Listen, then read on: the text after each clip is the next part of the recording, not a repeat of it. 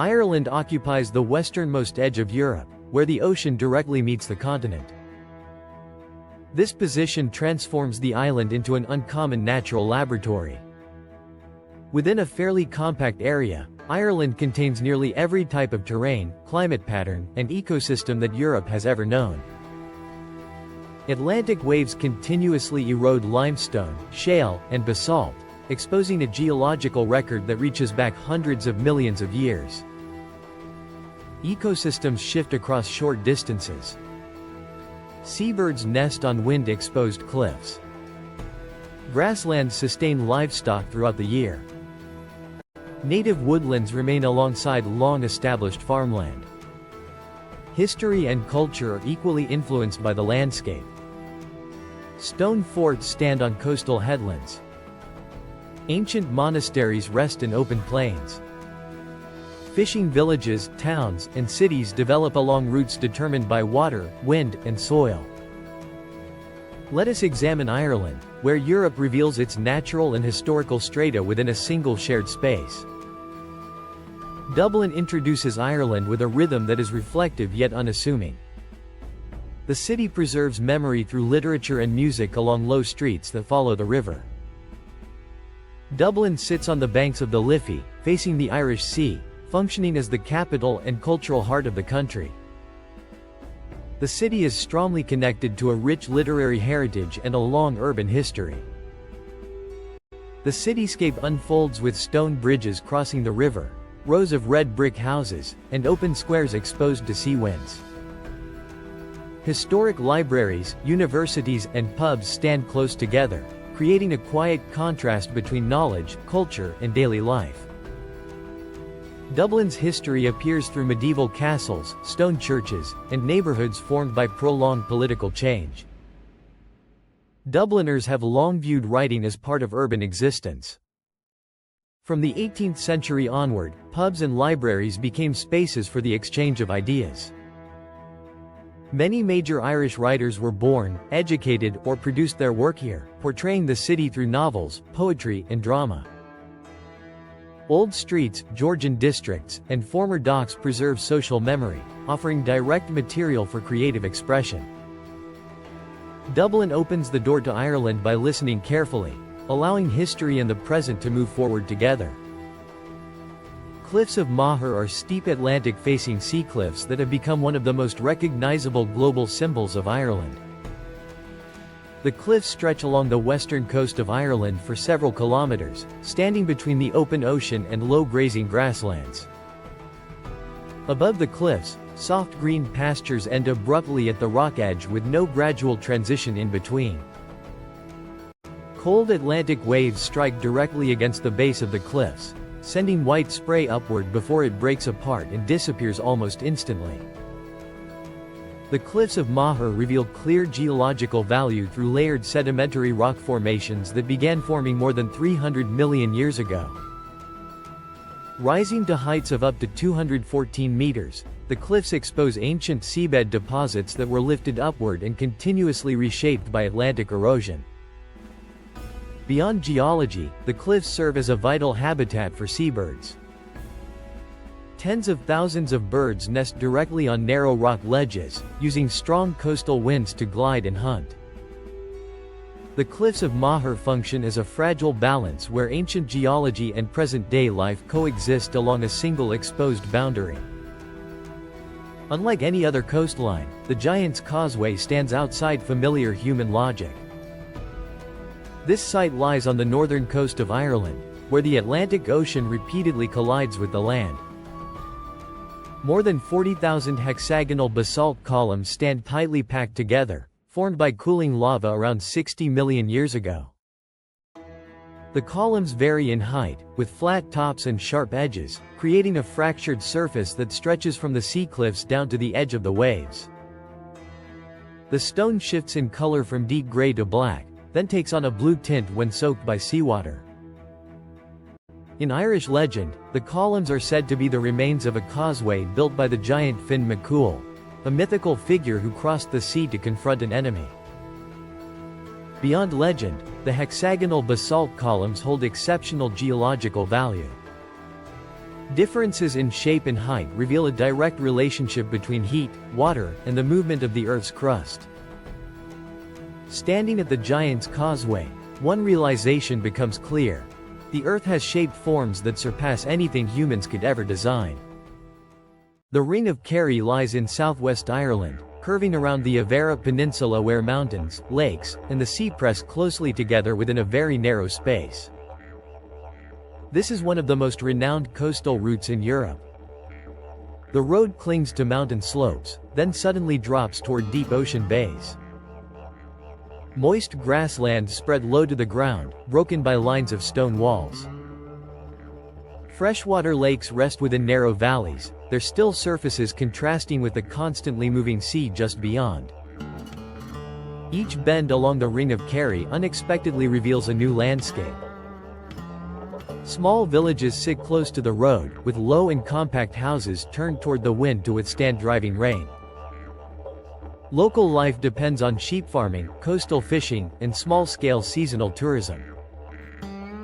The region maintains a steady rhythm of life, slow enough for people to adapt to distance, wind-driven rain, and the vast openness of the land.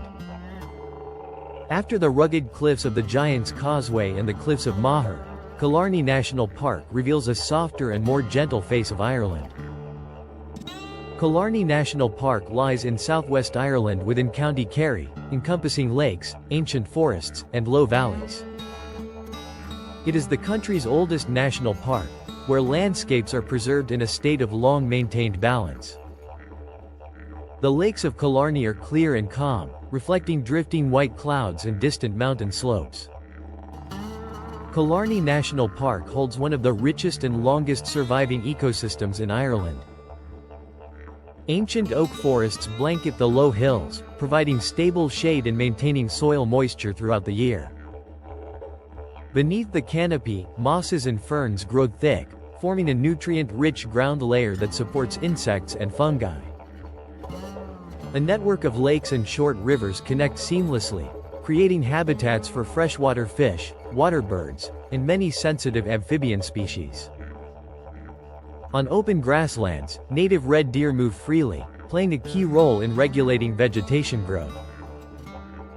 The ecosystem of Killarney National Park reflects how Irish nature has sustained life through centuries of climate shifts and human presence. The Irish red deer is not only a living symbol of Killarney National Park but also the only remaining native large land mammal in Ireland. The population in Killarney is considered the last genetically pure group of Irish red deer, having lived continuously since the period after the last ice age. Long-term isolation allowed them to retain distinct genetic traits clearly different from later introduced populations. The most striking feature is the large antlers found only on males. These antlers reach full size during the breeding season and are shed and regrown each year. Antlers serve not only for combat but also as a visual signal of status and strength within the herd. Irish red deer move in small groups and are most often seen along forest edges and open grasslands during early morning or late afternoon. They feed on grass, young shoots, and leaves, helping regulate vegetation growth.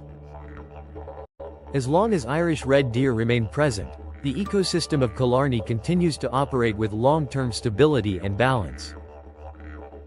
The Wild Atlantic Way is one of the longest continuous coastal routes in the world, where land remains in constant proximity to the open sea.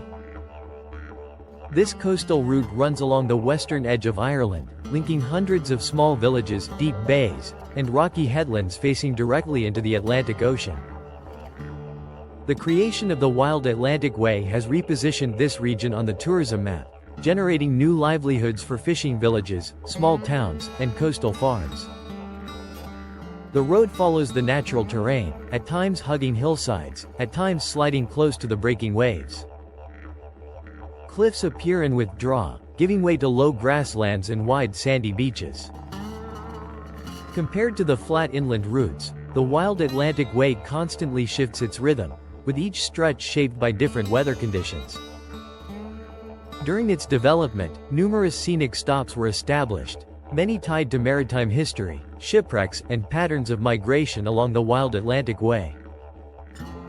Traveling through a windswept, sea-shaped island becomes a reward in itself for those willing to follow the coast. Leaving the main axis of the wild Atlantic Way, the road narrows and the wind grows stronger. Then Sleeve-League Cliffs appear like a piece of land pulled straight upward by nature. Sleeve-League Cliffs are located in County Donegal in northwest Ireland, rising more than 600 meters above sea level. They are among the highest coastal cliffs in Europe, yet remain far less visited than the famous sites in the south. The road to the summit winds through sparse grassland and exposed rock. Standing near the edge, the sea no longer lies ahead but far below, removed from reach. Sleeve-League Cliffs hold exceptional geological value. Formed from ancient rock more than 600 million years old, the sheer and towering faces reflect a slow uplift of the Earth's crust, followed by continuous erosion from Atlantic wind and waves. Ecologically, the height and isolation create safe nesting grounds for seabirds, largely untouched by human presence. Wind-tolerant grass clings to the steep slopes, stabilizing the soil and providing shelter for insects. Wind moves across low grasslands. Water lies still in peat bogs. Ranges of bare stone stand in silence. Connemara lies in County Galway, where the Atlantic Ocean presses close against rocky uplands and peat bogs. Poor soils and a cool, wet climate create one of the most distinctive ecosystems in Ireland. Peat retains water, stores carbon, and stabilizes temperature, acting as a natural regulator for the entire region. Small scattered lakes provide breeding grounds for waterbirds and insects. Vegetation grows close to the ground to withstand strong winds, forming plant communities adapted to constant pressure. Connemara preserves a near-original ecological structure where life adapts rather than reshapes the land. Rapid shifts in light allow multiple short biological cycles to unfold in parallel. Connemara reveals the value of land that has never been optimized. In constraint and harshness, nature here demonstrates its ability to sustain itself over the long term. From the Connemara Valley, the road turns toward a broad lake where Killarney Abbey stands quietly, solemn and still beside clear water reflecting drifting clouds. The building was constructed in 1868 as a private residence set within the wild landscape of Western Ireland. By the end of the 19th century, the estate became a Benedictine convent, bringing a secluded spiritual life into an open and expansive setting.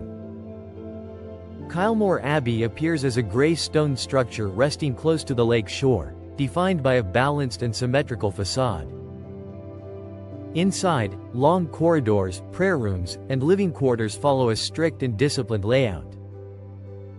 A walled garden lies apart from the main complex, sheltering plants from Atlantic winds. The contrast is clear between ordered human design and the surrounding damp, untamed landscape.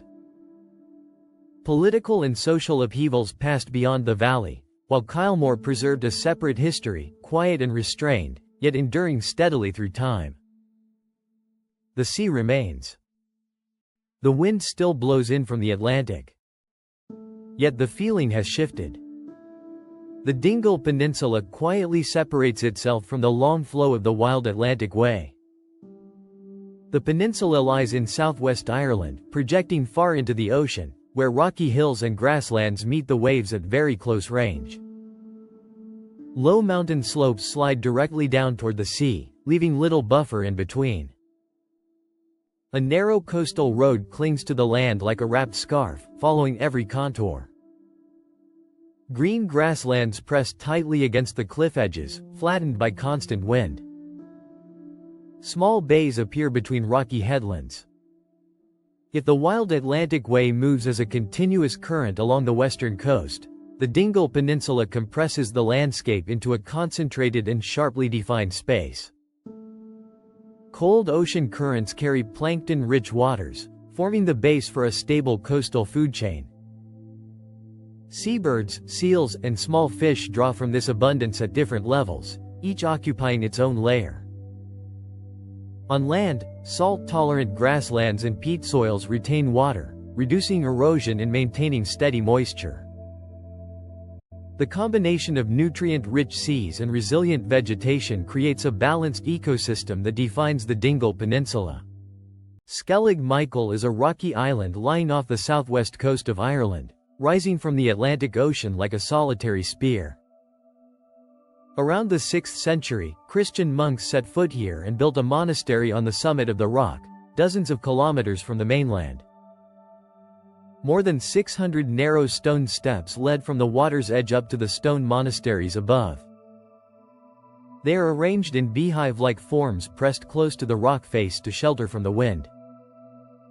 Compared to inland monasteries with nearby grasslands and water sources, Skellig Michael chose absolute isolation.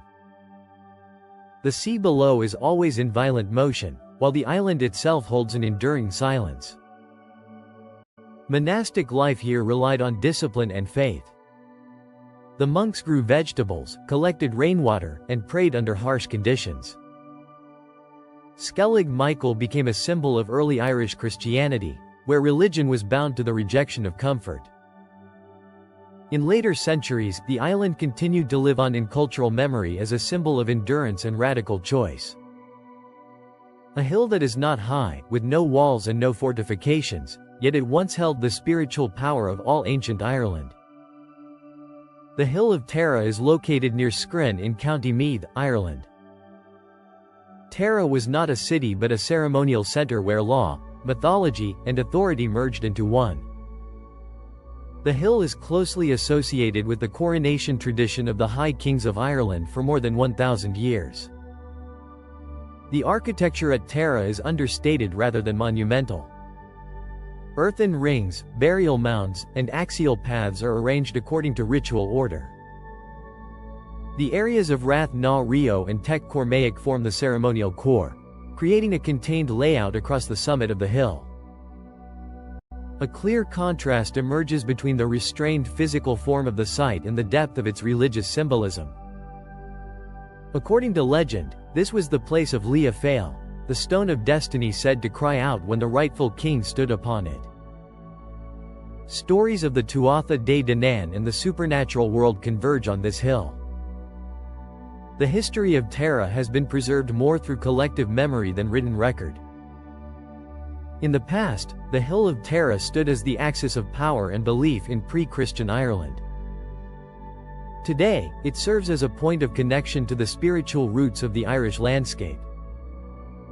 A secluded valley in Wicklow, a monastic community born from solitude and a faith that chose to remain while the outside world changed direction. Glendalough is a glacial valley located in County Wicklow, Ireland. According to tradition, in the 6th century, Saint Kevin withdrew into the deep forest in search of a contemplative life and founded a monastic settlement here. Over time, the site grew into a major religious center, developing continuously across many centuries. The architecture of Glendalough reflects a clear emphasis on monastic practice. A tall round tower rises at the heart of the complex, serving both defensive and storage purposes. Small stone churches with narrow doorways and thick walls limit sunlight. Living quarters are arranged around a central axis, forming an inward-focused layout. Medieval manuscripts describe severe spiritual trials, with monks enduring cold, hunger, and prolonged silence. During the Viking period, Glendalough was attacked multiple times, yet the community continued its religious life. Standing beneath the round tower and facing the old stone walls, one senses a different kind of power rooted in a religious faith that remained unshaken for more than 1,000 years. Powerscourt Gardens took shape in the 18th century when the Irish aristocracy transformed the land at the foot of Sugarloaf Mountain into a European-style estate. Across generations, the gardens expanded according to different aesthetic ideals, ranging from classical Italian design to minimalist Japanese influence. The layout unfolds along a descending axis from the main house into a wide valley, structured by stone terraces, reflecting pools, and carefully trimmed rows of trees.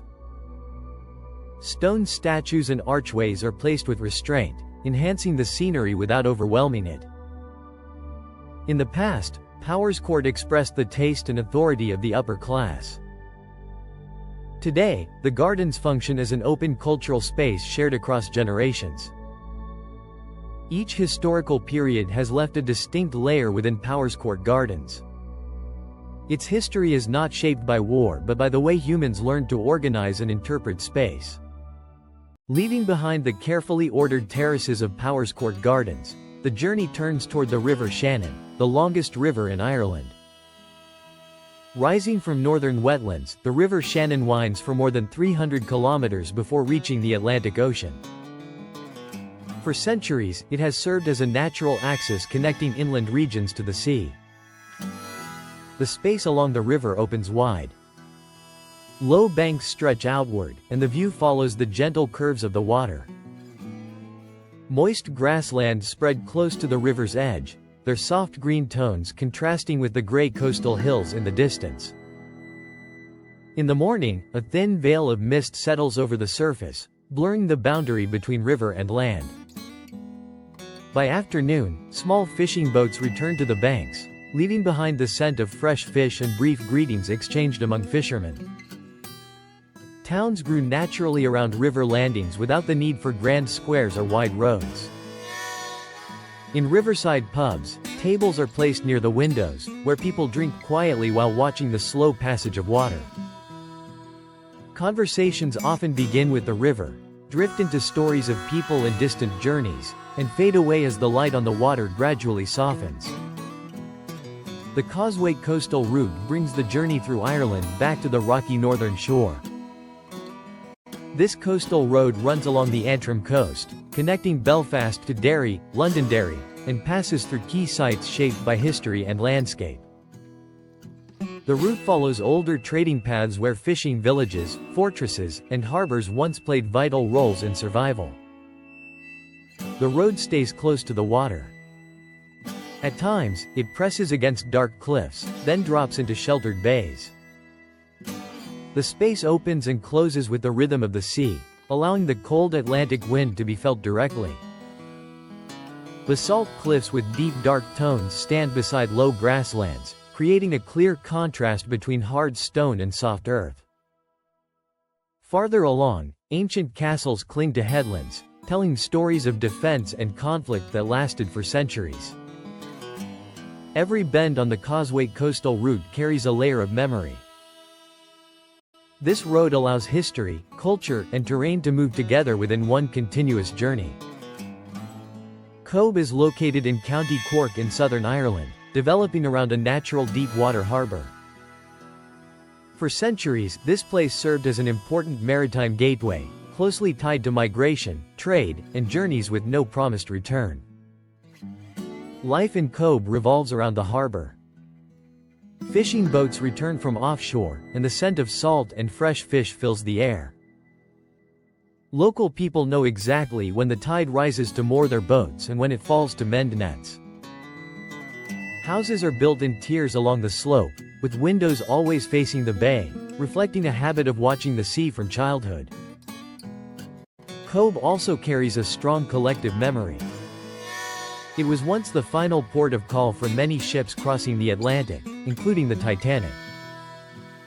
Historical traces do not reside in large museums but in the way elders tell stories and in how the town preserves its old names. Cobh reveals Ireland through its people more than its scenery. A coastal community endures through memory, labor, and a long-lasting relationship with the sea. Burren National Park lies in County Clare on the west coast of Ireland. Spreading across an ancient limestone foundation formed hundreds of millions of years ago, it is one of the largest and most distinctive exposed limestone landscapes in Europe. The ground at Burren is divided into flat stone slabs cut through by long fissures that resemble a natural chessboard. Pale grey dominates the scene, fully replacing the familiar moist green of Ireland's grasslands. Compared with the soft and grass-rich lands of Connemara or Killarney, Burren feels dry, bare, and cold. Despite its harsh appearance, Burren National Park has never been lifeless.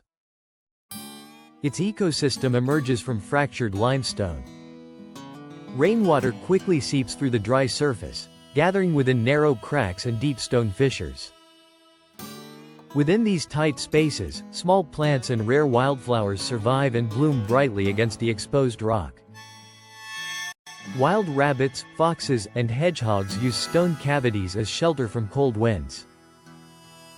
Bats inhabit caves and deep crevices, relying on the stable darkness within. Insects thrive around patches of rare flowers, especially bees and butterflies that play a vital role in pollination. Small birds nest low among dwarf shrubs, staying close to the ground to avoid strong sea winds. Burren National Park invites us to observe Ireland more slowly and through a different lens. The value of this land lies in the quiet endurance of life that has withstood wind and rain for thousands of years. A chill island reveals Ireland in its most elemental state, where nature is not softened and people learn how to stand firm beside the sea. The island lies off the west coast, connected to the mainland by a narrow bridge. It is the largest island in Ireland, where the ocean landscape holds absolute dominance. The Chill's coastline shifts constantly between high cliffs and wide sandy beaches. Here, land and sea feel inseparable, colliding with each other day after day. Communities on Chill Island rely on fishing, potato farming, and livestock raised on poor soil, shaping a strong sense of self-reliance. Remains of abandoned villages and old stone houses preserve memories of migration and famine during the 19th century. Gaelic culture remains present through language, music, and small-scale community life. Local people maintain a deep bond with the island, viewing land and sea as an extension of family. The Chill Island thus reflects cultural endurance in the face of harsh conditions and historical upheaval. The wind blows straight in from the Atlantic. The land makes no attempt to shield itself. The Donegal coast keeps Ireland in its wildest state.